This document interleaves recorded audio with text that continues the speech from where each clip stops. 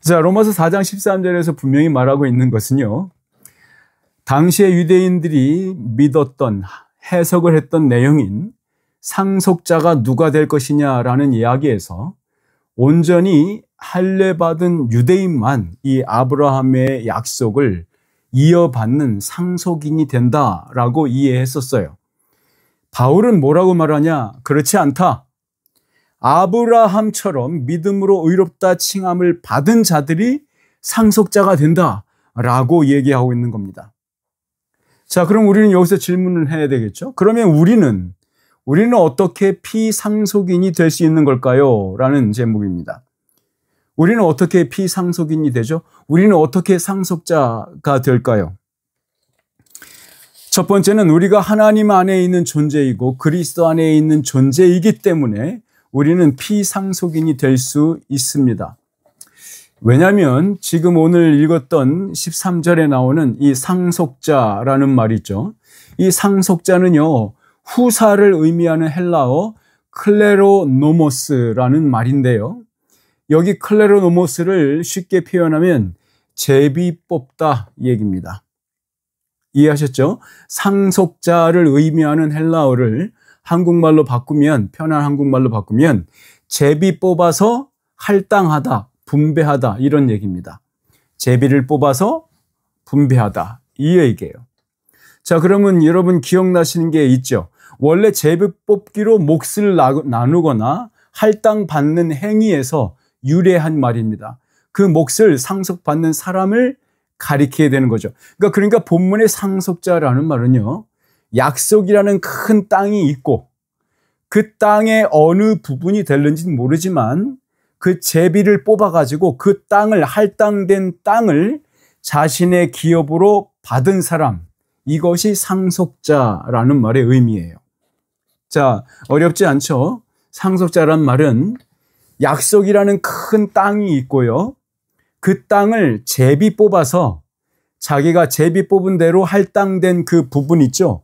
그 부분을 자기의 몫으로, 자기의 포션, 자기의 기업으로 받는 사람, 받을 수 있는 자격이 있는 사람, 이 사람을 상속자라고 부르는 거라고요.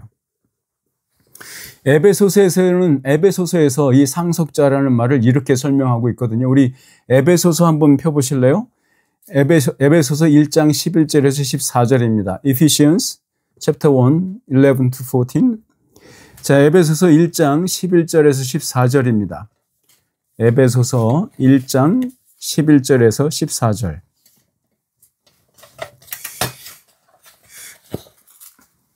에베소서 1장 11절에서 14절.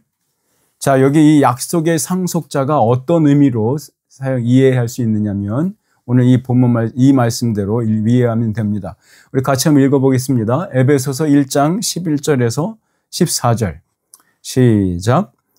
모든 일을 그의 뜻에 결정대로 일하시는 이의 계획을 따라 우리가 예정을 입어 그 안에서 기업이 되었으니 이는 우리가 그리스도 안에서 전부터 바라던 그의 영광의 찬송이 되게 하려 하심이라. 그 안에서 너희도 진리의 말씀, 곧 너희의 구원의 복음을 듣고 그 안에서 또한 믿어 약속의 성령으로 인치심을 받았으니 이는 우리 기업의 보증이 되사 그 얻으신 것을 속량하시고 그의 영광을 찬송하게 하려 하심이라. 아멘, 아멘. 자, 여기 보시면 이미 기업이란 말이 두 번이나 나왔죠. 그렇죠? 11절에 나왔고 14절에도 나왔죠. 그렇죠? 기업.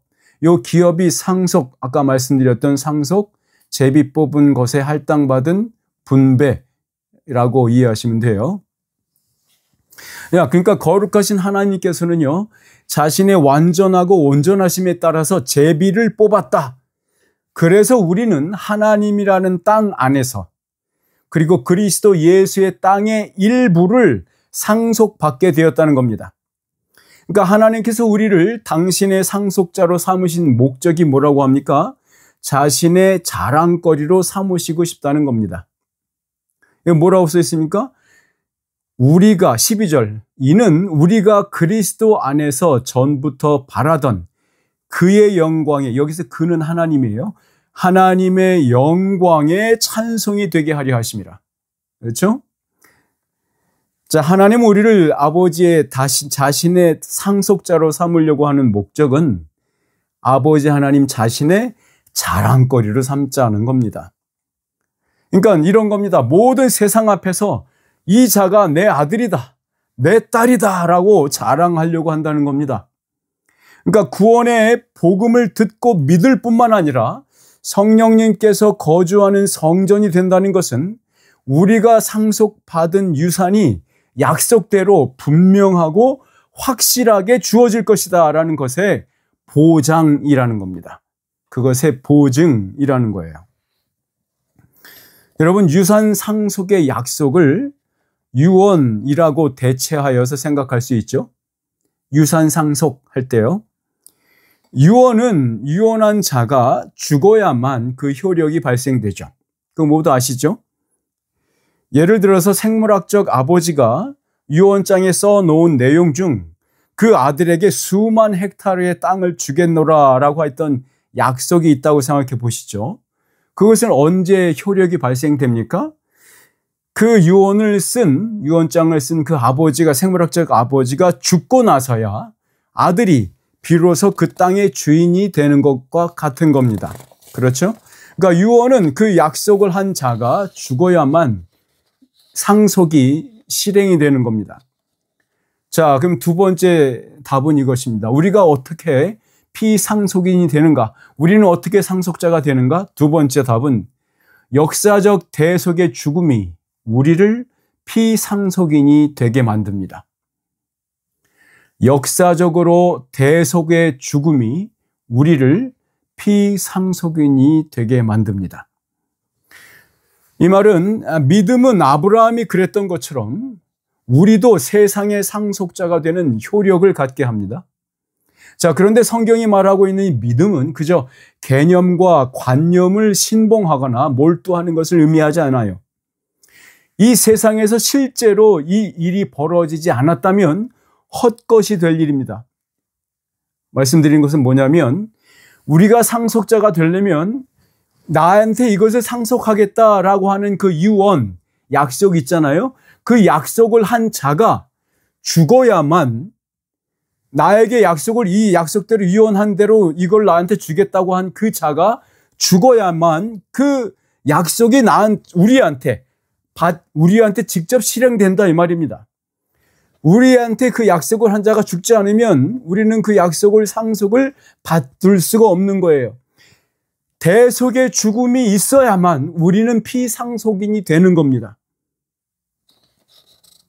그러니까 아브라함이 믿었듯이 우리가 믿는 믿음의 대상인 하나님께서는 누구도 부인할 수 없고 그리고 누구도 지워버릴 수 없는 사건을 만드셨습니다.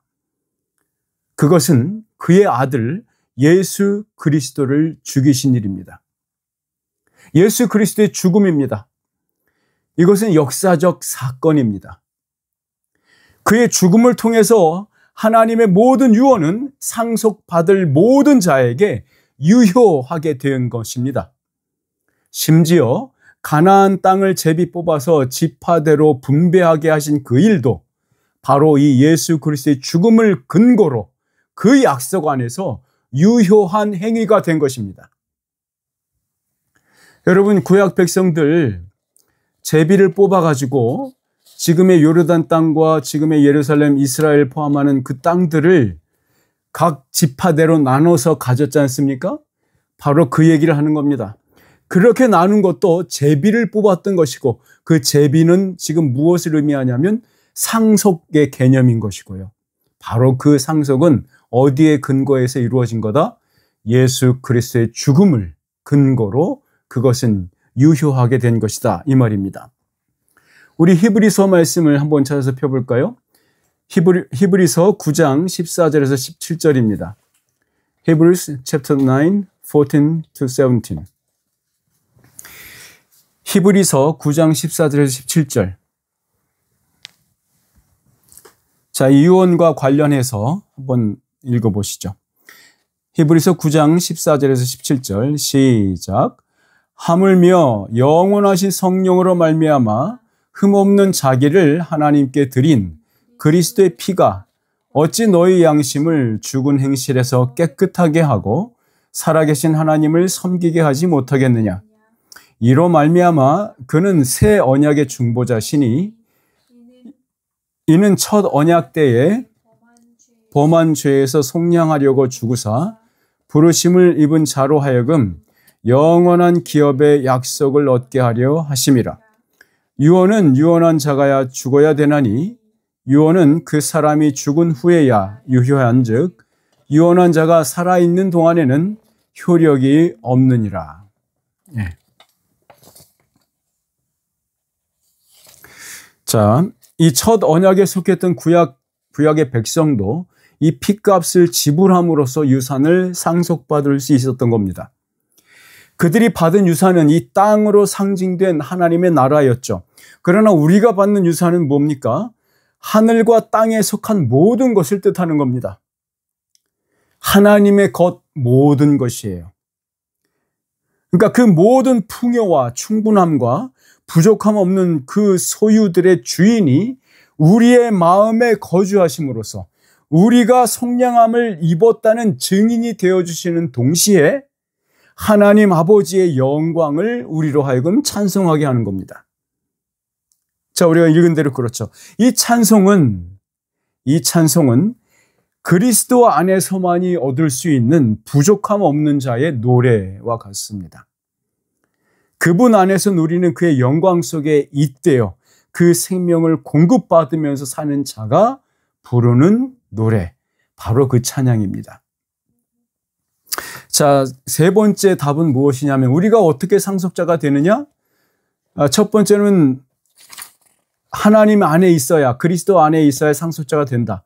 두 번째는 역사적으로 대속을 우리를 위해서 그 유언한 자가 대속적 죽음을 죽어야 우리가 피상속자가 된다. 세 번째 답은 믿음의 의가 우리로 하여금 피상속인이 되게 합니다. 여러분, 우리로 하여금 이 상속자가 되게 하는 일이 가능하게 되는 것은 오로지 믿음의 의로 말미암은 겁니다. 믿음의 의는 이 로마서 4장의 마지막 세 구절에서 잘 설명하고 있습니다. 우리 로마서 4장, 오늘 본문이 있는 4장의 말씀으로 와보시죠. 우리 23절에서 25절 말씀입니다. Romans 4:23-25. 자, 로마서 4장 23절에서 25절입니다. 같이 읽어볼까요? 시작.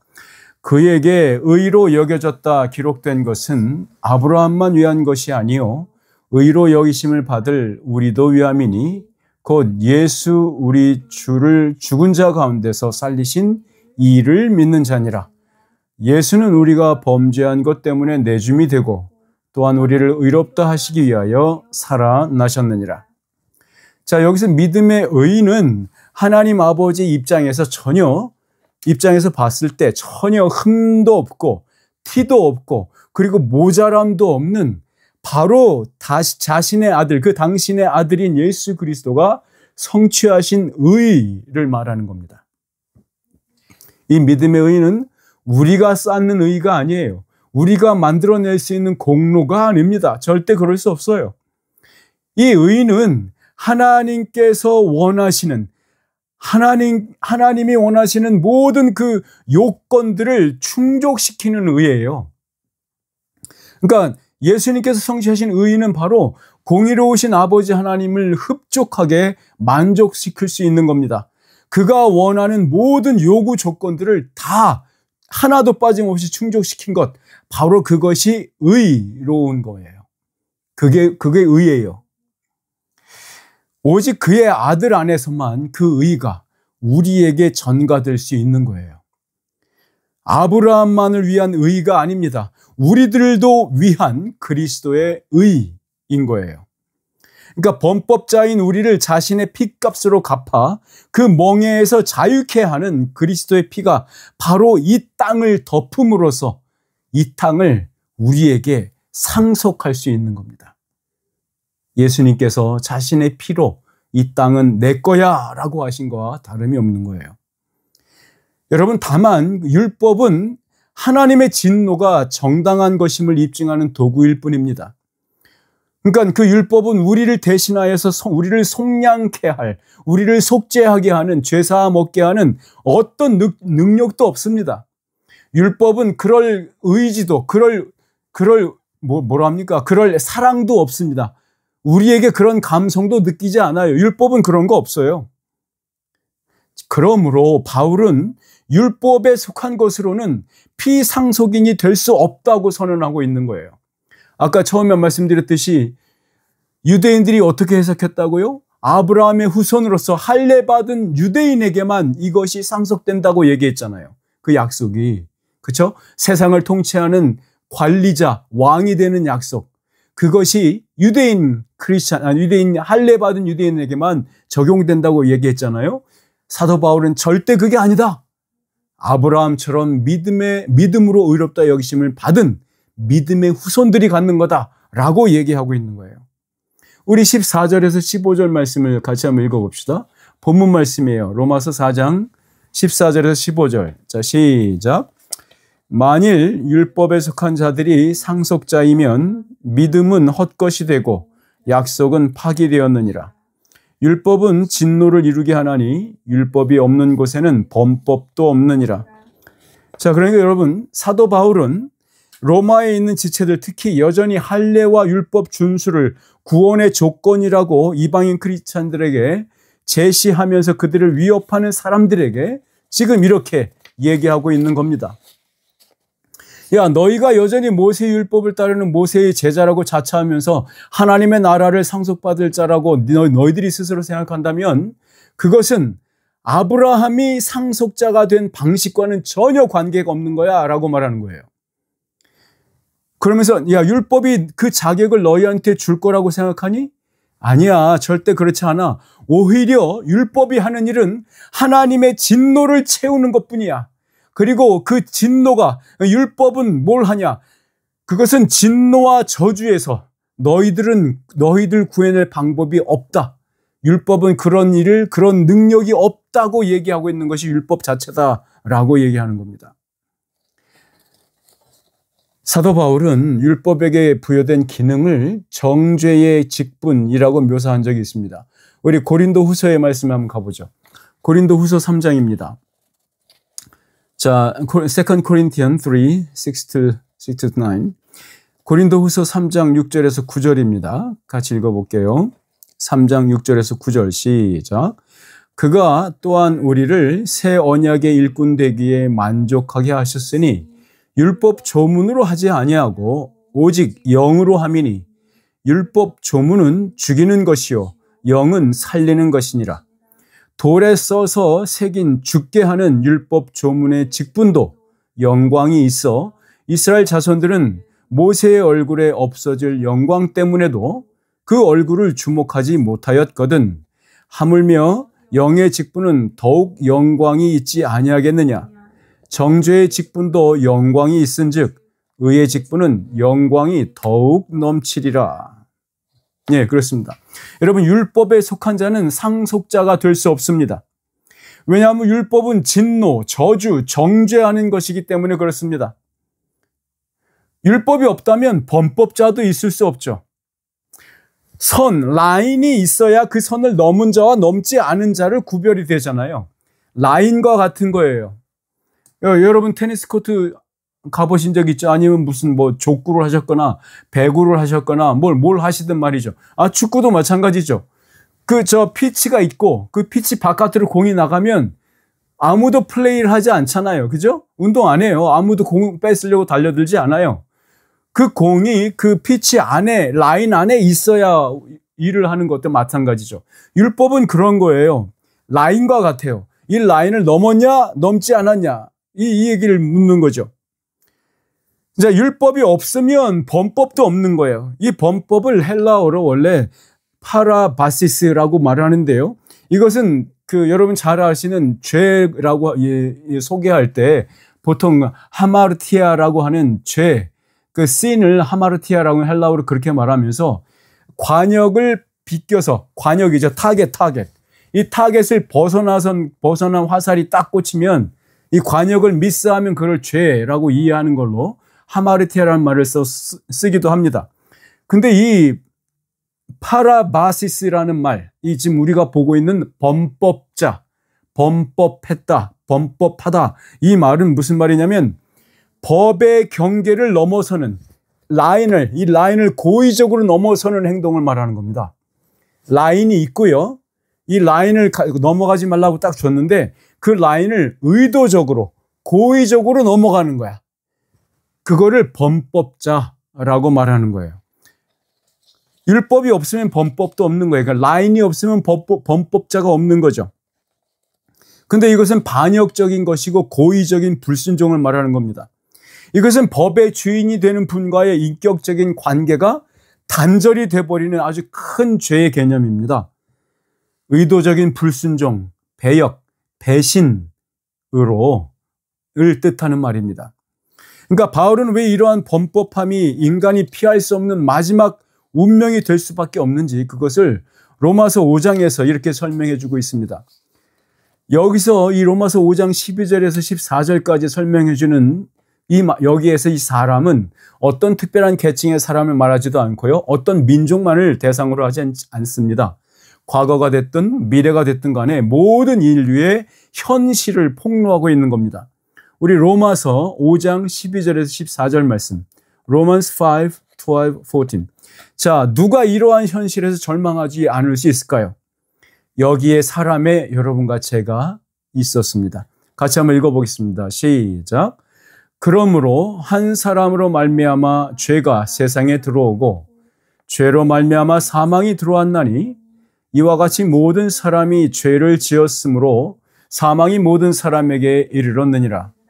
죄가 율법 있기 전에도 세상에 있었으나 율법이 없었을 때에는 죄를 죄로 여기지 아니하였느니라. 그러나 아담으로부터 모세까지 아담의 범죄와 같은 죄를 짓지 아니한 자들까지도 사망이 왕노릇하였나니 아담은 오실 자의 모형이라. 자, 여러분, 하나님은 하나님의 법을 능동적으로 어긴, 고의적으로 어긴 범법자는 상속을 얻을 수 있는 자가 절대 되지 못하죠. 오히려 진노와 저주의 대상이 될 뿐이라고 얘기하는 겁니다. 이것은 아담이 저질렀던 범죄와 똑같은 것을 또다시 저지르지 않았다 해도 여전히 사망의 노예로 살아갈 뿐이다. 바로 이 말입니다. 그러니까 에베소서 2장 1절에서 말하듯 허물과 죄로 죽었던 우리, 즉 범법자가 어떻게 하나님의 나라와 그가 가진 모든 풍요를 받아 누릴 수 있는 피상속인이 될 수 있는가라는 질문이죠. 범법자라는 유죄 선고에서 무죄한 자라는 선고를 들어야만 가능해지는 거죠. 그죠? 그 구원의 첫 모델이 아브라함이라는 겁니다. 아브라함을 하나님을 믿는다는 것이 어떤 의미인지 알려주는 프로토타입입니다. 원형입니다. 아브라함으로부터 모세까지 모든 인류에게 사망이 왕노릇했으나 하나님을 믿어서 그것을 의로 여김을 받은 아브라함은 더 이상 범법자가 아니게 된 겁니다. 오히려 순종의 표본이 되었죠. 그럼 아브라함이 믿었던 하나님이란 분이 어떤 분인지 한번 봐야 됩니다. 그러니까 이 아브라함이 붙잡고 매달렸던 그 믿음의 대상에 대해서 명확히 이해를 해야 합니다. 그게 누군지, 아브라함이 믿은 대상이 어떤 하나님인지. 우리 본문 말씀 16절에서 17절 말씀, 로마서 4장 16절에서 17절입니다. Romans 4, 16 and 17 보죠. 16절, 17절 같이 읽어봅니다. 시작. 그러므로 상속자가 되는 그것이 은혜에 속하기 위하여 믿음으로 되나니 이는 그 약속을 모든 후손에게 굳게 하려 하심이라. 율법에 속한 자에게 뿐만 아니라 아브라함의 믿음에 속한 자에게도 그러하니 아브라함은 우리 모든 사람의 조상이라. 기록된 바 내가 너를 많은 민족의 조상으로 세웠다 하심과 같으니 그가 믿은 바 하나님은 죽은 자를 살리시며 없는 것을 있는 것으로 부르시는 이시니라. 아멘. 우리가 상속자가 될 수 있는 근거, 이유는 오로지 은혜에 의한 것입니다. 그것이 은혜의 16절에 이렇게 써 있지 않습니까? 상속자가 되는 그것이 은혜에 속하기 위하여 믿음으로 되나니. 오로지 은혜로만 우리는 상속자가 될 수 있는 겁니다. 율법에 속하지 않고 믿음의 법에 속하게 된 그 은혜에 의한 것이다라는 겁니다. 우리의 믿음의 조상인 아브라함을 그렇게 믿음에서 떠나지 않고 굳건히 믿음의 법을 따르는 자가 될 수 있도록 그를 붙들어준 대상이 누굽니까? 뭐라고 써 있습니까? 하나님은 죽은 자를 살리시며 없는 것을 있는 것으로 부르시는 이시니라 라고 써 있지 않습니까? 그렇죠? 하나님이 메어 달린 믿음의 대상은 바로 이 하나님이었습니다. 하나님을 뭐라고 설명합니까? 죽은 자를 살리시는 분, 없는 것을 있는 것으로 부르시느니. 참으로 적당한 표현 아닌가요? 아브라함의 믿음에 대해서 히브리서 기자가 이렇게 말한 적이 있습니다. 히브리서 11장 19절에 이렇게 말합니다. 그가 하나님이 능히 이삭을 죽은 자 가운데서 다시 살리실 줄로 생각한지라 비유컨대 그를 죽은 자 가운데서 도로 받은 것이니라. 이 말씀은 어떻게 아브라함이 이삭을 바쳤을까 하는 거예요. 무엇을 근거로 아브라함이 이삭을 냅다 바칠 수 있었을까? 그것을 머뭇거리지 않고 그렇게 바칠 수 있었을까 하는 겁니다. 무엇에 근거했을까 하는 거예요. 뭐예요?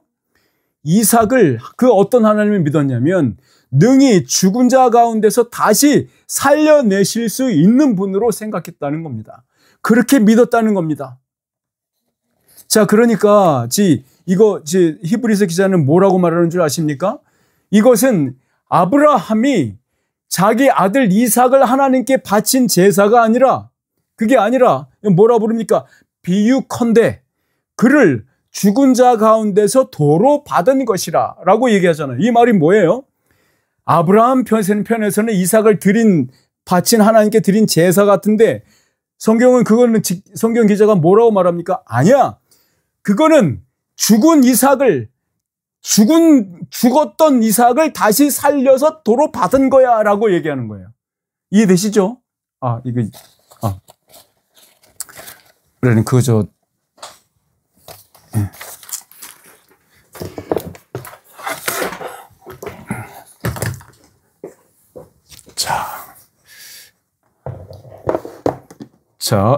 네, 죄송합니다. 지금 이것도 카메라가 안 되네. 지금 제 컴퓨터가 랩탑이 카메라가 잘 안 되는 상황이라서요. 이해해 주시기 바랍니다.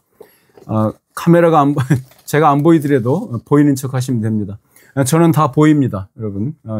원래 쓰던 게 지금 배터리가 다 나가가지고. 네. 자. 이거 연결하면 이걸로. 자, 어쨌든 가봅시다. 자, 그러니까 아브라함이 능히 이삭을 죽은 자 가운데서 다시 살리실 줄로 생각한지라 비유컨대 그를 죽은 자 가운데서 도로 받은 것이라 이렇게 이해하시면 됩니다. 그러니까 아브라함이 믿은 이 하나님이 바로 우리가 믿는 하나님이다. 이것을 이해하셔야 돼요. 이걸 다시 점검해 보셔야 합니다. 우리는 그런 하나님을 바로 그 하나님을 내가 믿고 있느냐 말입니다. 바로 그 생각 그거를 한번 고민해 보셔야 돼. 다시 점검해 보세요. 내가 믿는 하나님이 정말 죽은 자를 다시 살리시고 없는 것을 있는 것으로 부르시는 하나님이냐? 그거를 다시 생각해 보시라 이 말입니다. 그러니까 이삭을 죽음에서 살려내시는 그 사건을 보여주시는 하나님의 마음속, 그 하나님의 거룩한 계획의 그 깊은 곳에 있었던 그 마음 상상해 보세요. 아브라함을 통해서 아브라함에게 이삭을 바치라고 명령하셨던 하나님, 그 아브라함이 이삭을 데리고 모리아산으로 올라왔던 길, 그리고 거기서 죽이려고 할 때 야 아브라함 하면서 그 손길을 멈췄던 하나님, 그리고는 그 이삭을 이미 죽은 것과 같은 것에서 다시 살아있는 부활의 이삭으로, 살아난 이삭으로 아브라함에게 돌려줬던 그 일 기억해 보시기 바랍니다. 자, 그러니까 하나님께서는 우리에게 보여주고 싶었던 바로 그 하나님의 하나님 되심의 그 의미를 우리에게 무엇로 보여주냐면 바로 그 사건으로 보여주고 계신 거예요. 구원 얻는 믿음의 본질을 설명해 주고 있는 겁니다. 거기서. 우리 사도행전 2장에 있는 말씀 한번 가볼게요. 사도행전 2장 23절로 24절. Acts chapter 2, 23 to 24.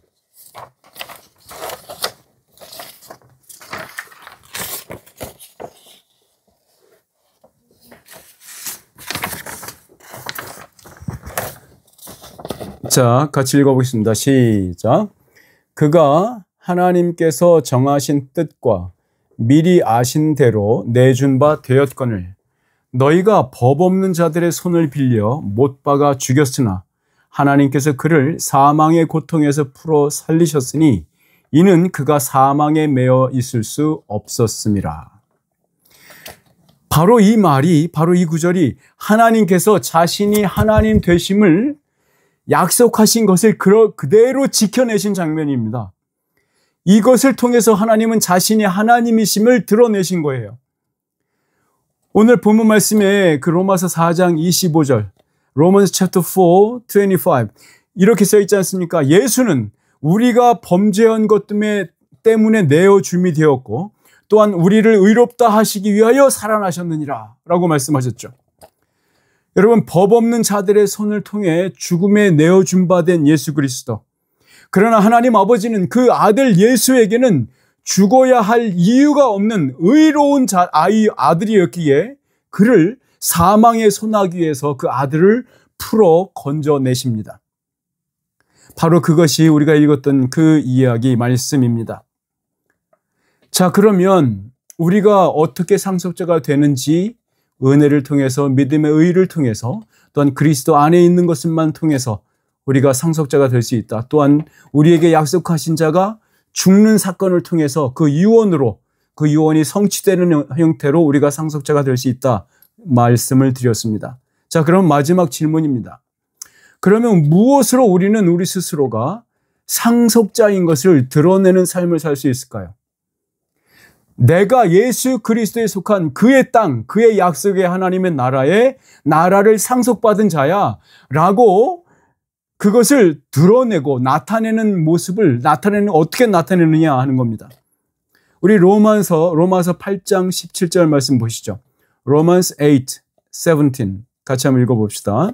로마서 8장 17절 같이 읽어보겠습니다. 시작.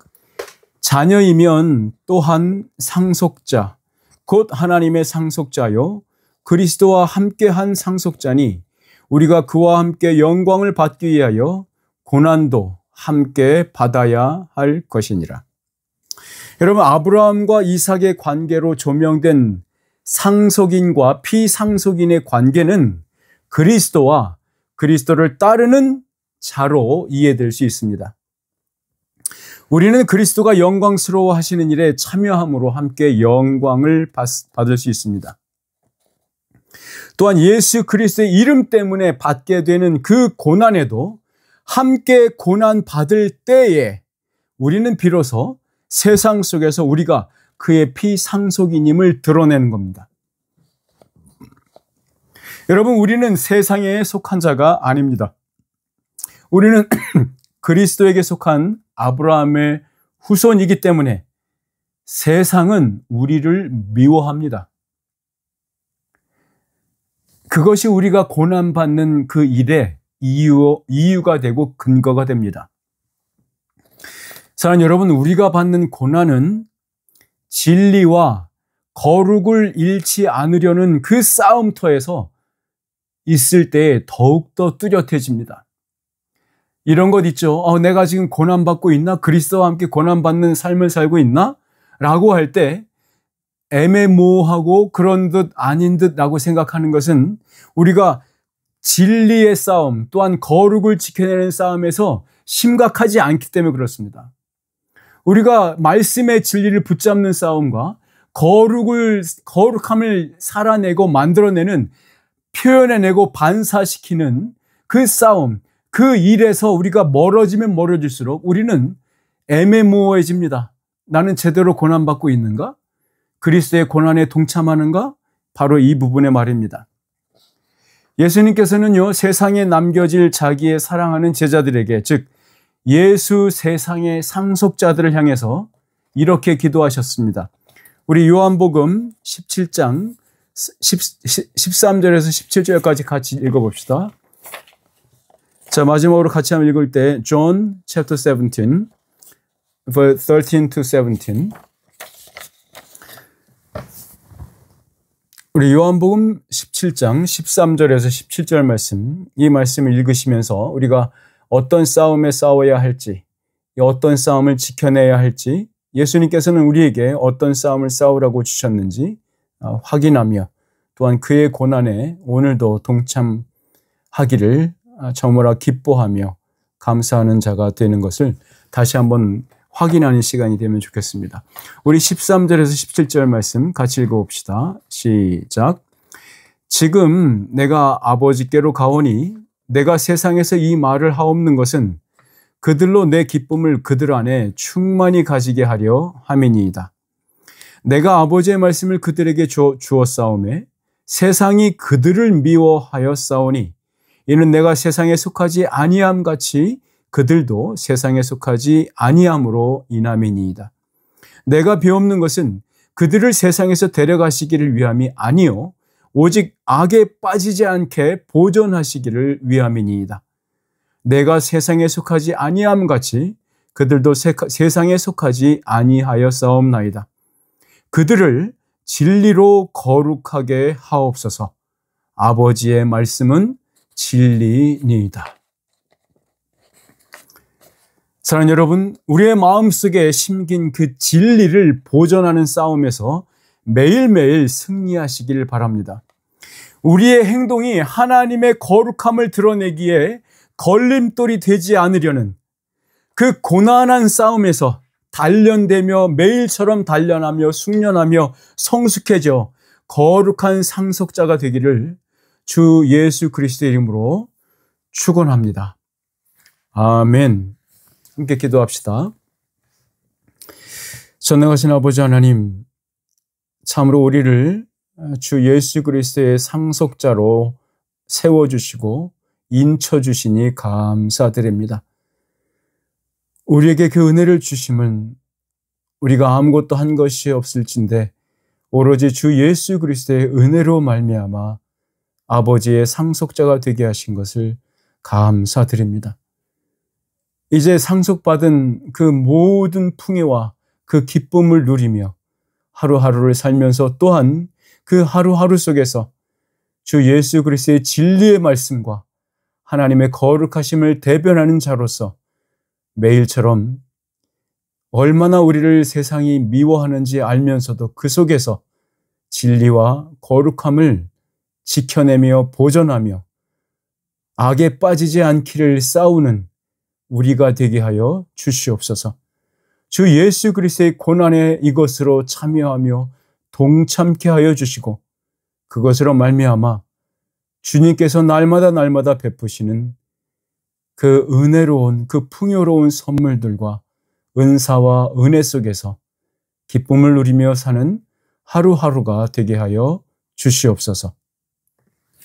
이제는 우리 주 예수 그리스도의 은혜와 하나님 아버지의 크신 사랑과 성령 하나님의 감동 감화 충만케 하시는 역사하심이 이제 말씀에 따라 상속자가 된 것을 확인하고 또한 상속자로서 그 진리와 거룩함의 싸움에서 빠지지 않고 도망가지 않고 매일매일처럼 고난에 처하더라도 거기에서 주님과 함께 그 싸움에 함께 나아가고자 다짐하는 사랑하는 버밍엄 한인교회 형제 자매들 머리 위에 이제로부터 영원토록 있을지어다.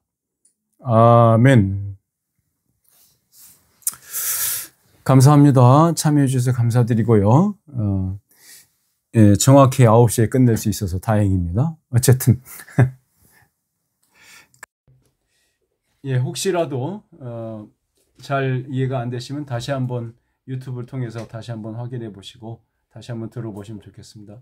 어쨌든 맨 앞부분은 녹화가 좀 녹음이 안 되는 것 같은데 죄송합니다. 뭐 할 수 없죠. 뭐 어떻게 다시 할